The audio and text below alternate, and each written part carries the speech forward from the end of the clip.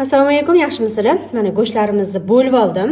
Bu yoq tarafda bizdagi lahm go'shtlarimiz mana bu yoq tarafda, bu yoq tarafda mana suyaklarini alohida qilib qo'ydim.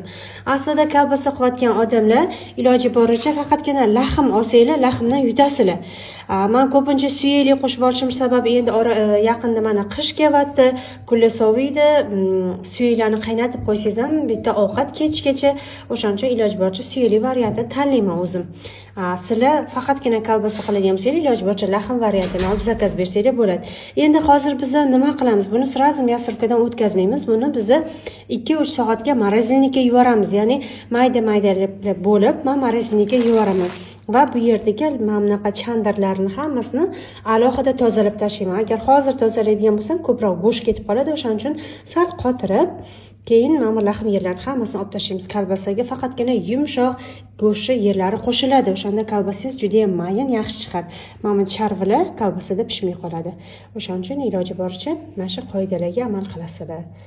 Mana